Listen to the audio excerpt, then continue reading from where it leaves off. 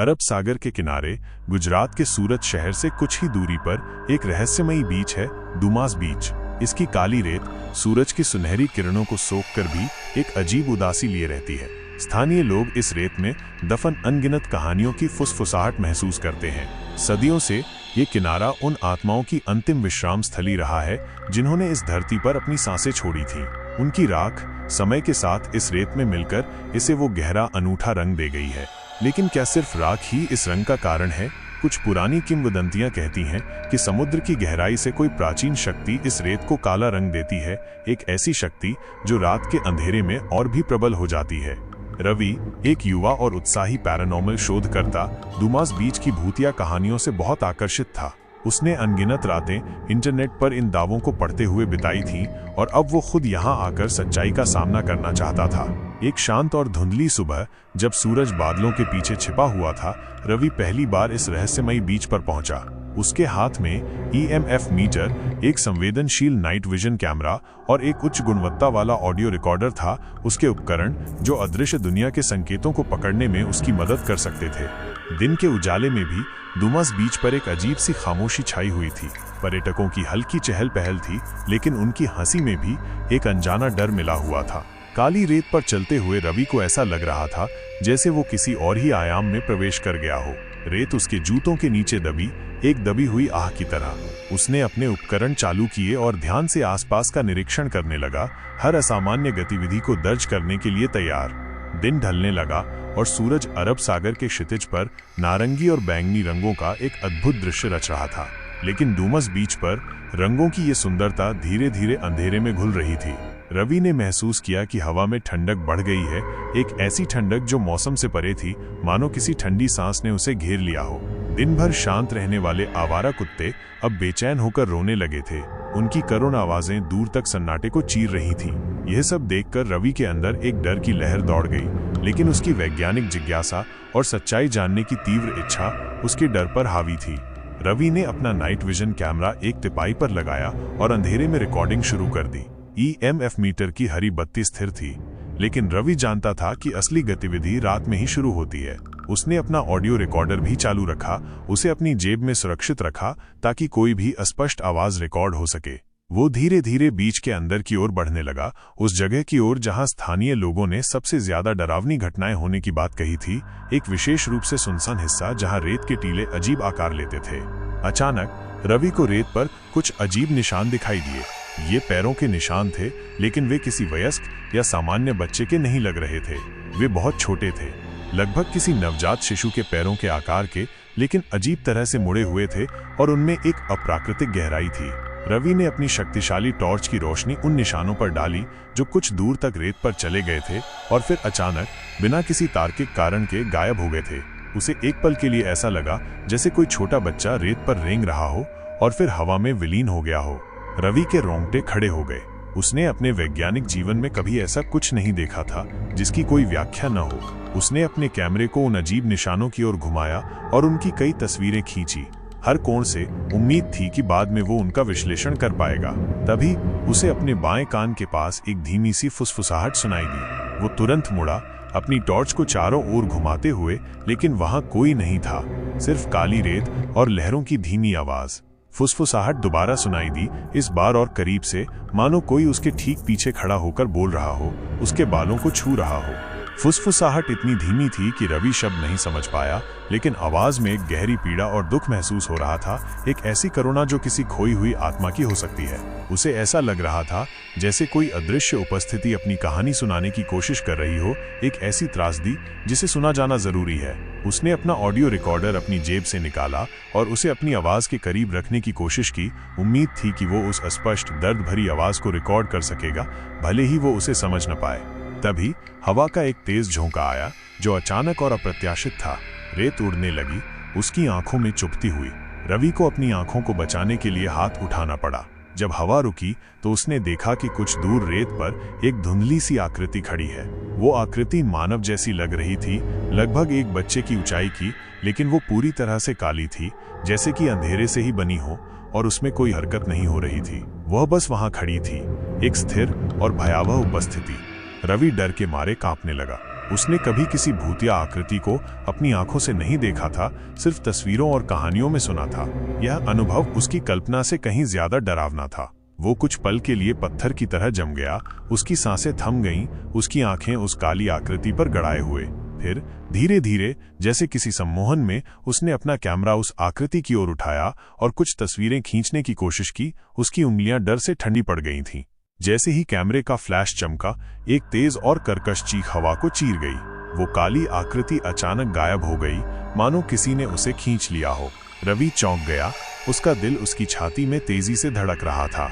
उसने तुरंत उस जगह पर टॉर्च की रोशनी डाली, लेकिन वहां कुछ नहीं था, सिर्फ काली रेत जो चांदनी में और भी भयानक लग रही थी। ऐसा लग रहा था जैसे वो आकृति हवा में घुल गई हो, जैसे वो कभी वहां थी ही नहीं। रवि का डर अब चरम पर था, लेकिन एक वैज्ञानिक का दृढ़ संकल्प उसे वहां रुकने और सच्चाई जानने के लिए प्रेरित कर रहा था।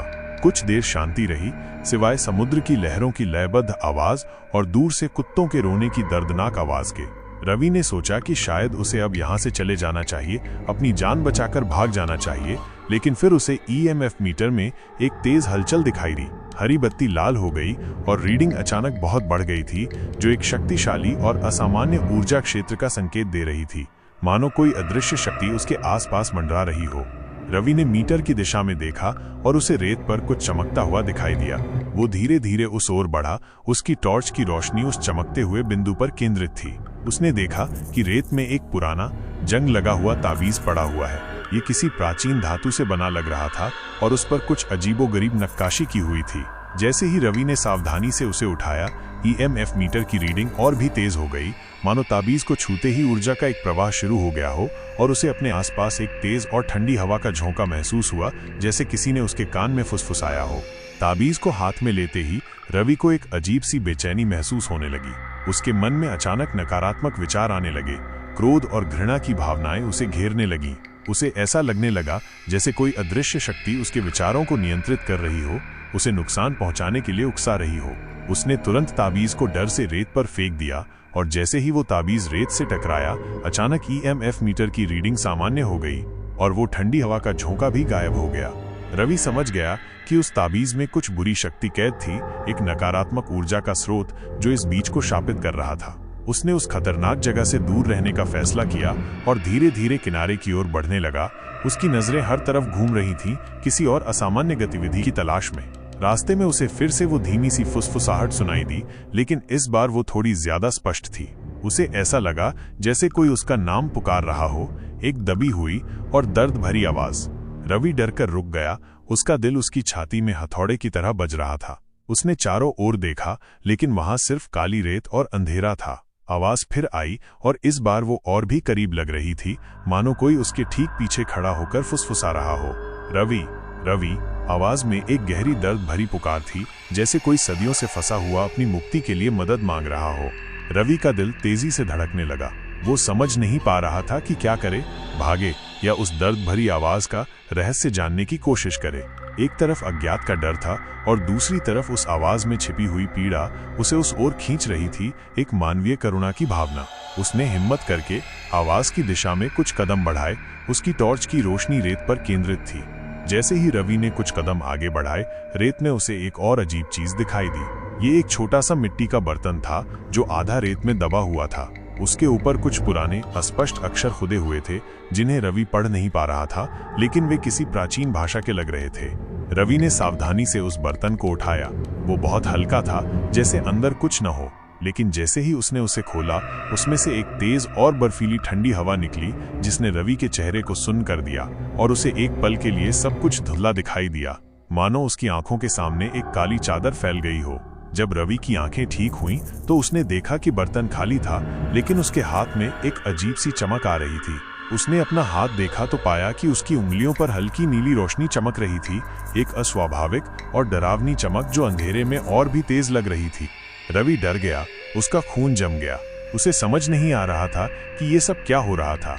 वो काली आकृति, वो फुसफुसाहट, वो ताबीज और अब ये नीली रोशनी। उसे ऐसा लग रहा था जैसे वो किसी भयानक सपने में फंस गया हो। उसने तुरंत उस बर्तन को डर से रेत पर फेंक दिया, लेकिन उसके हाथ की चमक अभी भी बनी हुई थी, मानो वो रोशनी उसकी त्वचा में समा गई हो। उसे ऐसा लग रहा था जैसे कोई ठंडी ऊर्जा धीरे धीरे उसके शरीर में प्रवेश कर रही हो, उसे अंदर से जमा रही हो। रवि ने अपने हाथ को झटकने की कोशिश की, लेकिन वो रोशनी जा नहीं रही थी, बल्कि और फैल रही थी, उसकी उंगलियों से उसकी हथेली तक। वो तेजी से किनारे की ओर भागा, उसकी सांसें तेज हो गई थीं। उम्मीद थी कि समुद्र का पानी उस पर कुछ असर करेगा, उस अजीब रोशनी को धो देगा। जैसे ही रवि ने समुद्र के ठंडे पानी में अपना हाथ डाला, वो नीली रोशनी अचानक गायब हो गई, लेकिन उसकी जगह पर उसकी त्वचा पर अजीब से काले निशान उभर आए।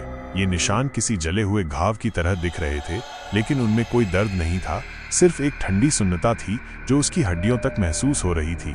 रवि दर्द से कराह उठा, हालांकि वो दर्द शारीरिक नहीं था, बल्कि एक गहरी मनोवैज्ञानिक पीड़ा थी। वो समझ गया कि डूमास बीच सच में एक शापित जगह है और वो अनजाने में किसी बुरी शक्ति के जाल में फंस गया है। उसने तुरंत वहां से जाने का फैसला किया, अपनी जान बचाने के लिए। रवि तेजी से अपनी गाड़ी की ओर भागा, जो उसने बीच से थोड़ी दूरी पर पार्क की थी। रास्ते भर उसे ऐसा लग रहा था जैसे कोई उसका पीछा कर रहा हो। सांसें उसके कानों में गूंज रही थीं, हालांकि उसने पीछे मुड़कर देखने की हिम्मत नहीं की। जब वो अपनी गाड़ी में बैठा और दरवाजा लॉक किया, तो उसने राहत की एक गहरी सांस ली। उसने तुरंत गाड़ी स्टार्ट की और जितनी तेजी से हो सका उस डरावनी जगह से दूर चला गया, पीछे मुड़कर भी नहीं देखा। रास्ते भर रवि के हाथ में वो ठंडी सुन्नता बनी रही और वो काले निशान और भी गहरे होते गए, मानो कोई अदृश्य स्याही उसकी त्वचा पर फैल रही हो। घर पहुंचकर भी उसे शांति नहीं मिली। उसके हाथ का दर्द बढ़ता जा रहा था और वो काले निशान पूरे हाथ पर फैल गए थे। उसकी उंगलियां सुन्न हो गई थीं। उसे रात भर भयानक सपने आते रहे, जिनमें वो काली आकृति, वो दर्द भरी पुकार और वो नीली रोशनी बार बार दिखाई देती थी। अगले दिन रवि ने डूमास बीच के बारे में और जानकारी जुटाने की कोशिश की। उसने इंटरनेट पर और स्थानीय पुस्तकालयों में घंटों बिताए, पुरानी कहानियों और लोक कथाओं को खंगालते हुए। उसे पता चला कि इस बीच पर कई लोगों की रहस्यमय तरीके से मौत हो चुकी है या वे गायब हो गए हैं। उनके पीछे कोई निशान नहीं छूटा। स्थानीय लोग मानते हैं कि ये सब उन अतृप्त आत्माओं का काम है जो इस जगह पर भटकती हैं, अपनी अधूरी इच्छाओं और दर्दनाक अंत के कारण। रवि को यह भी पता चला कि डूमास बीच कभी एक शमशान घाट हुआ करता था, जहां दूर दूर से लोग अपने प्रियजनों का अंतिम संस्कार करने आते थे। कुछ लोगों का मानना है कि उन आत्माओं की शांति भंग हो गई है और वे आज भी यहाँ भटकती हैं, अपनी राख और स्मृतियों के साथ इस काली रेत में कैद। एक और कहानी रवि को पता चली कि डूमास बीच के पास एक प्राचीन कब्रिस्तान भी है, जिसके बारे में ज्यादा जानकारी किसी को नहीं है। कहा जाता है कि उस कब्रिस्तान में दफन आत्माएं रात में बीच पर निकल आती हैं, अपनी कब्रों से आजाद होकर इस दुनिया में भटकने के लिए। रवि के हाथ के निशान अब और भी भयानक लग रहे थे, मानो किसी जहरीले पौधे की जड़ें उसकी त्वचा के नीचे फैल रही हों, और उसे तेज बुखार भी आ गया था। उसने डॉक्टर को दिखाया, लेकिन डॉक्टर भी उन निशानों को देखकर हैरान थे और उन्हें समझ नहीं आ रहा था कि ये क्या है। मेडिकल साइंस के पास इसका कोई जवाब नहीं था। रवि समझ गया कि वो किसी सुपरनैचुरल श्राप का शिकार हो गया है। उसे डूमास बीच पर मिली उस काली शक्ति ने जकड़ लिया था और अब वो धीरे धीरे उसकी जान ले रही थी, उसे अंदर से खोखला कर रही थी। रवि ने फैसला किया कि उसे वापस डूमास बीच जाना होगा और उस श्राप से मुक्ति पाने का कोई तरीका खोजना होगा। वो जानता था कि ये बहुत खतरनाक हो सकता है, शायद उसकी जान भी जा सकती है, लेकिन उसके पास और कोई चारा नहीं था। उसे उस बुरी शक्ति का सामना करना ही होगा जिसने उसे जकड़ लिया था। एक और अमावस की रात, जब आसमान पूरी तरह से काला था और सिर्फ समुद्र की डरावनी गर्जना सुनाई दे रही थी, रवि फिर से डूमास बीच पर पहुंचा। इस बार वो अकेला नहीं था, उसके साथ उसके दो सबसे करीबी दोस्त भी थे, अर्जुन और प्रिया, जो उसकी मदद करने के लिए तैयार थे, भले ही उन्हें डर लग रहा हो। वे अपने साथ कुछ धार्मिक चीजें लाए थे, पवित्र जल, धूप और कुछ मंत्रों से सिद्ध किए गए रक्षात्मक ताबीज और सुरक्षा के लिए शक्तिशाली टॉर्च और प्राथमिक चिकित्सा किट भी। तीनों दोस्त सावधानी से बीच के अंदर की ओर बढ़े। उनकी टॉर्च की रोशनी काली रेत पर केंद्रित थी। रात बहुत अंधेरी थी और हवा में एक अजीब सी बेचैनी थी, मानो कोई अदृश्य आंख उन्हें देख रही हो। कुत्तों के रोने की आवाजें दूर से सुनाई दे रही थीं, जो माहौल को और भी डरावना बना रही थीं, जैसे वे किसी आसन्न खतरे की चेतावनी दे रहे हों। वे उस जगह पर पहुंचे जहां रवि को वो ताबीज और मिट्टी का बर्तन मिला था। रवि के हाथ के काले निशान अब पूरे हाथ पर फैल गए थे और उसे बहुत कमजोरी महसूस हो रही थी। उसका शरीर बुखार से तप रहा था। अर्जुन और प्रिया उस जगह पर कुछ धार्मिक रस्में करने लगे। अर्जुन, जो मंत्रों का ज्ञाता था, जोर जोर से प्राचीन श्लोकों का पाठ करने लगा। जबकि प्रिया पवित्र जल छिड़क रही थी। उम्मीद थी कि ये बुरी शक्तियों को दूर करेगा। अचानक हवा में एक तेज चक्रवात उठा जिसने रेत को बवंडर की तरह घुमा दिया। उन्हें ऐसा लगा जैसे कोई अदृश्य शक्ति उन्हें रोकने की कोशिश कर रही हो। उनके कानों में एक भयानक चीख गूंज उठी। तभी रवि के हाथ के काले निशान चमकने लगे। एक अस्वाभाविक हरी रोशनी उनमें से फूट रही थी और उसे एक तेज और असहनीय दर्द हुआ, मानो उसकी हड्डियां टूट रही हों। उसे ऐसा लगा जैसे कोई बुरी शक्ति उसके शरीर से बाहर निकल रही हो, एक हिंसक और दर्दनाक निष्कासन। धीरे धीरे वो दर्द कम होने लगा और उसके हाथ के निशान भी हल्के पड़ने लगे, उनकी काली रंगत फीकी पड़ने लगी। तभी रवि को उस मिट्टी के बर्तन के पास रेत में दबी हुई एक पुरानी डायरी मिली। डायरी के पन्ने पीले पड़ चुके थे और लिखावट धुंधली थी, लेकिन रवि उसे पढ़ने लगा। उसमें एक ऐसे बच्चे की कहानी लिखी थी जिसे सदियों पहले डूमास बीच पर मार दिया गया था और जिसकी आत्मा अब भटक रही थी इंसाफ की तलाश में। डायरी में उस बच्चे ने अपनी मौत का दर्द और उन लोगों के प्रति अपनी नफरत लिखी थी जिन्होंने उसे मारा था। रवि को एहसास हुआ कि वही बच्चा उसे फुसफुसाहटें सुना रहा था और उसके पैरों के निशान रेत पर दिख रहे थे। उस डायरी में बच्चे की आत्मा को शांत करने का एक जटिल रस्म भी लिखा था। रवि ने अपने दोस्तों अर्जुन और प्रिया को उस पुरानी डायरी के बारे में बताया। डायरी के पन्ने पीले पड़ चुके थे और लिखावट धुंधली थी, लेकिन रवि उसे पढ़ने लगा। उसमें एक ऐसे बच्चे की कहानी लिखी थी जिसे सदियों पहले डूमास बीच पर मार दिया गया था और जिसकी आत्मा अब भटक रही थी इंसाफ की तलाश में। डायरी में उस बच्चे ने अपनी मौत का दर्द और उन लोगों के प्रति अपनी नफरत लिखी थी जिन्होंने उसे मारा था। रवि को एहसास हुआ कि वही बच्चा उसे फुसफुसाहटें सुना रहा था और उसके पैरों के निशान रेत पर दिख रहे थे। उस डायरी में बच्चे की आत्मा को शांत करने का एक जटिल रस्म भी लिखा था जिसे अमावस की रात को उसी जगह पर पूरा करना था जहां उसकी हत्या हुई थी। रवि ने अपने दोस्तों को डायरी दिखाई। अर्जुन, जो प्राचीन रस्मों और मंत्रों का जानकार था, उसे पढ़कर गंभीर हो गया। प्रिया, हमेशा व्यावहारिक रहने वाली, इस कहानी पर विश्वास करने में थोड़ी हिचकिचा रही थी, लेकिन रवि की बिगड़ती हालत देखकर वो मदद करने के लिए तैयार थी। डायरी में उस बच्चे की हत्या की जगह का एक अधूरा नक्शा भी था जो डूमास बीच के एक कम ज्ञात हिस्से की ओर इशारा करता था, जहां अजीब आकार के रेत के टीले थे और जहां रात में और भी ज्यादा सन्नाटा होता था। अमावस की रात और भी गहरी होती गई। तीनों दोस्त अपनी टॉर्च की रोशनी में नक्शे का अनुसरण करते हुए डूमास बीच के उस सुनसान हिस्से की ओर बढ़े। हवा में एक अजीब सी बेचैनी थी और दूर से कुत्तों के रोने की आवाजें और भी ज्यादा दर्दनाक लग रही थीं। रास्ते में उन्हें रेत पर और भी छोटे पैरों के निशान दिखाई दिए जो कभी इधर तो कभी उधर मुड़ते हुए लग रहे थे, मानो कोई अदृश्य बच्चा उनके आसपास खेल रहा हो। प्रिया डर से अर्जुन का हाथ कसकर पकड़ लिया। जैसे ही वे नक्शे में दिखाए गए रेत के टीलों के पास पहुंचे, उन्हें हवा में एक अजीब सी गंध महसूस हुई, सड़ी हुई मछली और नमकीन पानी की मिली हुई दुर्गंध जो उन्हें बीमार कर रही थी। EMF मीटर अचानक तेजी से हिलने लगा और नाइट विजन कैमरे में उन्हें धुंधली आकृतियां दिखने लगीं जो पलक झपकते ही गायब हो जाती थीं। रवि, जिसकी हालत लगातार बिगड़ रही थी, हांफते हुए बोला, यही वो जगह है, मुझे महसूस हो रहा है। उसके हाथ के काले निशान अब उसकी कलाई तक फैल गए थे और उसकी उंगलियां ठंडी पड़ गई थीं। अर्जुन ने डायरी में लिखी रस्म को पढ़ना शुरू किया। ये एक प्राचीन मंत्र था जिसे विशेष लय और स्वर में पढ़ना था। जैसे ही अर्जुन की आवाज अंधेरी रात में गूंजी, आसपास का माहौल और भी तनावपूर्ण हो गया। रेत के टीले अजीब तरह से हिलने लगे और हवा में एक ठंडी सिहरन महसूस हुई। प्रिया ने अपनी जेब से पवित्र जल निकाला और उसे चारों ओर छिड़कने लगी। तभी रेत के टीलों के पीछे से एक धीमी और दर्दनाक रोने की आवाज सुनाई दी। ये उस बच्चे की आवाज लग रही थी जिसकी कहानी उन्होंने डायरी में पढ़ी थी। आवाज धीरे धीरे तेज होती गई और तीनों दोस्त डर से कांपने लगे। अचानक उनके सामने रेत का एक टीला हिलने लगा और उसमें से एक धुंधली सी आकृति निकलने लगी।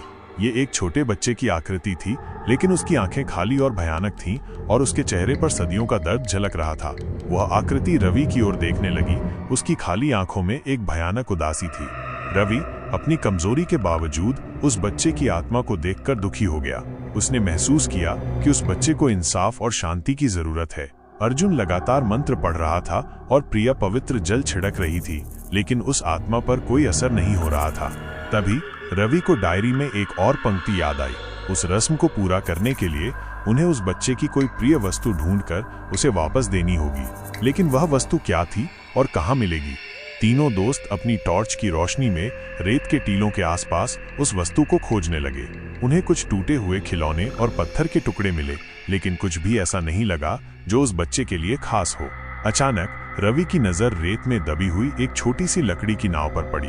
वो नाव बहुत पुरानी और टूटी हुई थी, लेकिन उसे देखकर रवि को एक अजीब सा एहसास हुआ। उसने नाव उठाई और उस बच्चे की आत्मा की ओर देखा। क्या ये तुम्हारी नाव है? रवि ने कमजोर आवाज में पूछा। जैसे ही रवि ने वो नाव दिखाई, उस बच्चे की आत्मा की खाली आंखों में एक क्षण के लिए चमक आई। उसका रोना थोड़ा शांत हुआ और उसकी काली आकृति थोड़ी कम धुंधली लगने लगी।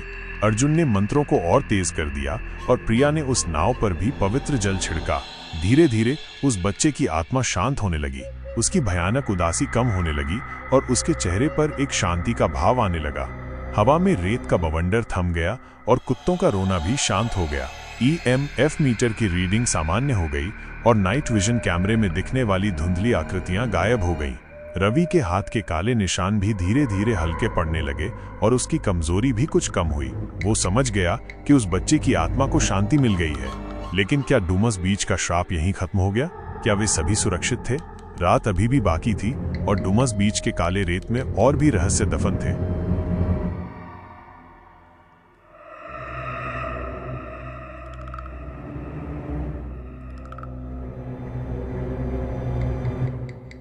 शांत हुई आत्मा के स्थान पर एक अजीब सी शांति छा गई थी। हवा में अब वो ठंडी सिहरन नहीं थी और दूर से आने वाली कुत्तों की रोने की आवाज भी पूरी तरह से खामोश हो गई थी। रवि को अपने हाथ में हो रहा दर्द भी काफी कम महसूस हो रहा था और काले निशान भी हल्के पड़ गए थे, मानो कोई जहरीला प्रभाव धीरे धीरे उसके शरीर से निकल रहा हो। अर्जुन ने मंत्र पढ़ना बंद कर दिया। उसकी आवाज थोड़ी थक गई थी, लेकिन उसके चेहरे पर राहत का भाव था। प्रिया ने भी पवित्र जल की बोतल नीचे रख दी। उसकी आंखें अभी भी डर और आश्चर्य से वाइड थीं। क्या वह चला गया? प्रिया ने धीमी आवाज में पूछा, आसपास अंधेरे रेत के टीलों को देखते हुए। रवि ने हाँ में सिर हिलाया। मुझे ऐसा लगता है उसकी पीड़ा वो शांत हो गई। उसने उस छोटी लकड़ी की नाव को ध्यान से देखा जो अब उसके हाथ में थी। यह एक साधारण खिलौना था, लेकिन इसमें एक सदियों पुरानी त्रासदी की गूंज समाई हुई थी। तभी अर्जुन ने एक गहरी सांस ली और कहा, हमें यहाँ से चले जाना चाहिए। यह जगह अभी भी सुरक्षित नहीं है। अगर एक आत्मा परेशान थी तो और भी हो सकती हैं। वे तीनों धीरे धीरे पीछे मुड़े और उस रास्ते पर वापस जाने लगे जिससे वे आए थे। लेकिन जैसे ही उन्होंने कुछ कदम ही उठाए थे, रेत के टीलों के पीछे से एक नई आवाज सुनाई दी। ये पिछली आवाज से बिल्कुल अलग थी। ये एक धीमी, कर्कश फुसफुसाहट थी, जैसे कई लोग एक साथ धीमी आवाज में कुछ कह रहे हों, लेकिन उनके शब्द समझ में नहीं आ रहे थे। EMF मीटर फिर से तेजी से हिलने लगा, इस बार पहले से भी ज्यादा तीव्रता से। नाइट विजन कैमरे में उन्हें एक साथ कई धुंधली आकृतियां दिखने लगीं, जो रेत के टीलों के ऊपर मंडरा रही थीं। ये आकृतियां पिछली काली आकृति से अलग थीं। ये ज्यादा पारदर्शी थीं और उनमें एक बेचैनी का भाव दिख रहा था। रवि को अचानक अपने सिर में तेज दर्द महसूस होने लगा और उसके कानों में वो कर्कश फुसफुसाहट और भी तेज सुनाई देने लगी। उसे ऐसा लग रहा था जैसे कई अनगिनत आवाजें उसके दिमाग में घुसने की कोशिश कर रही हों। ये क्या हो रहा है? प्रिया ने डर से पूछा, अर्जुन का हाथ और कसकर पकड़ते हुए। अर्जुन ने अपने रक्षात्मक ताबीज को और मजबूती से पकड़ लिया। मुझे लगता है हमने सिर्फ एक आत्मा को शांत किया है, लेकिन यहाँ और भी बहुत सी फंसी हुई हैं। तभी रेत के टीलों के बीच से एक और आकृति निकली। ये पिछली आकृतियों से अलग थी। ये एक लंबी और पतली छाया थी जो हवा में लहरा रही थी, जैसे कोई काला धुआं हो। उसकी कोई स्पष्ट आकृति नहीं थी, लेकिन उसमें एक भयानक और दुर्भावनापूर्ण उपस्थिति महसूस हो रही थी। रवि को अचानक अपने हाथ के काले निशान फिर से गहरे होते हुए महसूस हुए और वो ठंडी सुन्नता वापस आ गई। उसे ऐसा लग रहा था जैसे उस बच्चे की आत्मा को शांत करने से पहले जो बुरी शक्ति दबी हुई थी, वो अब आजाद हो गई है और उसे अपना नया शिकार बना रही है। वो लंबी काली छाया धीरे धीरे उनकी ओर बढ़ने लगी और उसके साथ वो कर्कश फुसफुसाहट और भी तेज होती गई, मानो अनगिनत आत्माएं एक साथ मिलकर शाप दे रही हों। रवि को ऐसा लग रहा था जैसे उसका शरीर पत्थर का होता जा रहा है और उसकी हिम्मत जवाब दे रही थी। हमें भागना होगा, अर्जुन ने चिल्लाया प्रिया का हाथ खींचते हुए। लेकिन रवि हिल नहीं पा रहा था। वो उस काली छाया की भयानक उपस्थिति से बंध गया था, जैसे कोई शिकारी अपने शिकार को सम्मोहित कर लेता है। वो जानता था कि अगर वे यहाँ रुके तो वो बुरी शक्ति उन्हें नष्ट कर देगी। तभी रवि को डायरी में लिखी एक और बात याद आई। उस बच्चे की आत्मा को शांत करने के बाद उस जगह पर एक और प्राचीन रस्म करनी थी, एक सुरक्षात्मक घेरा बनाने के लिए, ताकि बाकी की बुरी आत्माएं उन्हें नुकसान न पहुंचा सकें। लेकिन उस रस्म के लिए उन्हें कुछ विशेष वस्तुओं की जरूरत थी जो उनके पास नहीं थी। वो काली छाया अब उनके काफी करीब आ गई थी और उसकी कर्कश फुसफुसाहट इतनी तेज हो गई थी कि उनके कान फट रहे थे। रवि को ऐसा लग रहा था जैसे वो अंधेरे में डूब रहा हो, उसकी चेतना धुंधली होती जा रही थी। क्या वे उस बुरी शक्ति से बच पाएंगे? क्या डूमास बीच का यह भयानक रहस्य कभी खत्म होगा? और क्या रवि उस श्राप से मुक्त हो पाएगा जो धीरे धीरे उसके शरीर और आत्मा को जकड़ रहा था? रात अभी भी जवान थी और डूमास बीच के काले रेत में और भी अनगिनत डरावनी कहानियां दफन थीं, जो अब वो काली छाया अब कुछ ही कदम दूर थी। उसकी कर्कश फुसफुसाहट रवि के दिमाग में गूंज रही थी, उसे लकवा मार गया था। अर्जुन और प्रिया ने डर के मारे अपनी आंखें बंद कर ली थीं। उन्हें लग रहा था कि यह उनका अंतिम क्षण है। तभी रवि को उस छोटी लकड़ी की नाव का ध्यान आया जो अभी भी उसके हाथ में थी। उस बच्चे की आत्मा को शांति मिली थी। शायद उस शांति में कुछ शक्ति बची हो। एक आखिरी उम्मीद के साथ रवि ने अपनी पूरी ताकत बटोरी और उस नाव को उस काली छाया की ओर फेंक दिया। जैसे ही वो टूटी हुई लकड़ी की नाव उस काली छाया से टकराई, एक तेज रोशनी चमकी। वो रोशनी इतनी तेज थी कि तीनों को अपनी आंखें बंद करनी पड़ी। एक चीख सुनाई दी, एक भयानक और पीड़ादायक चीख जो धीरे धीरे शांत हो गई। जब उन्होंने धीरे धीरे अपनी आंखें खोलीं तो वो काली छाया गायब हो चुकी थी। EMF मीटर की रीडिंग सामान्य हो गई थी और नाइट विजन कैमरे में अब कोई धुंधली आकृति नहीं दिख रही थी। हवा में वो अजीब सी बेचैनी भी चली गई थी। रवि के हाथ के काले निशान पूरी तरह से गायब हो गए थे और वो ठंडी सुन्नता भी चली गई थी। उसे ऐसा महसूस हो रहा था जैसे एक बहुत बड़ा बोझ उसके ऊपर से हट गया हो। अर्जुन ने एक गहरी सांस ली। मुझे लगता है ये खत्म हो गया। प्रिया ने रवि को कसकर गले लगा लिया। उसकी आंखों में आंसू थे। तुम ठीक हो? रवि ने कमजोर मुस्कान के साथ हाँ में सिर हिलाया। हाँ, मुझे लगता है। वे तीनों कुछ देर तक वहीं खड़े रहे, उस अचानक आई शांति को महसूस करते हुए। डूमस बीच अभी भी काला और रहस्यमय था, लेकिन अब उसमें पहले जैसा भयानक एहसास नहीं था। ऐसा लग रहा था जैसे उस रात उन्होंने उस जगह पर दबी हुई कुछ बुरी शक्तियों को शांत कर दिया था। अर्जुन ने कहा, हमें अब यहाँ से चले जाना चाहिए। सूरज उगने से पहले हमें गांव पहुंच जाना चाहिए। वे तीनों धीरे धीरे किनारे की ओर बढ़े। पीछे मुड़कर उस रेत के टीलों को देखा जहां उन्होंने इतनी भयानक रात बिताई थी। डूमस बीच का रहस्य शायद कभी पूरी तरह से खत्म नहीं होगा, लेकिन उस रात रवि और उसके दोस्तों ने अपनी हिम्मत और करुणा से उस पर एक छोटी सी जीत हासिल कर ली थी। जब सूरज की पहली किरणें क्षितिज पर उतरीं और काली रेत पर सुनहरी चमक बिखरी, तो वे तीनों डूमास बीच से बहुत दूर चले गए थे, उस भयानक रात की यादों को अपने दिलों में लिए हुए। वे जानते थे कि उन्होंने एक ऐसी जगह का सामना किया था जहां मौत और जीवन के बीच की रेखा बहुत पतली थी और जहां सदियों के दर्द और रहस्य दफन थे। और शायद उस रात के बाद डूमास बीच की काली रेत पर कुछ आत्माओं को शांति मिल गई थी और उस शाप का कुछ असर कम हो गया था। उनकी कहानी डूमास बीच की लोक कथाओं में एक चेतावनी और एक उम्मीद की किरण बनकर हमेशा जिंदा रहेगी। एक याद दिलाती रहेगी कि अंधेरे में भी हिम्मत और करुणा से बुराई पर विजय पाई जा सकती है। और रवि, जो उस काली रेत के रहस्य में बहुत गहराई तक चला गया था, हमेशा उस रात को याद रखेगा जब उसने मौत के जबड़े से वापसी की थी। तो दोस्तों, ये थी डूमास बीच की कहानी, जहां काली रेत अनगिनत अनकही कहानियों को अपने भीतर समेटे हुए है। ये एक ऐसी जगह है जो अपनी सुंदरता के साथ साथ अपने गहरे रहस्यों और डरावनी कहानियों के लिए भी जानी जाती है। रवि और उसके दोस्तों का अनुभव हमें ये सिखाता है कि भले ही अंधेरा कितना भी घना क्यों न हो, हिम्मत और करुणा से उसका सामना किया जा सकता है। डूमस बीच आज भी अपनी रहस्यमयी आभा के साथ खड़ा है और शायद हमेशा रहेगा। इसकी काली रेत में दफन कहानियां सदियों तक लोगों को आकर्षित और भयभीत करती रहेंगी। अगली बार जब आप गुजरात जाएं तो इस अनोखे बीच पर जरूर जाएं, लेकिन याद रखें, रात के अंधेरे में यहाँ सिर्फ रेत और लहरें ही नहीं होती, कुछ और भी हो सकता है। धन्यवाद।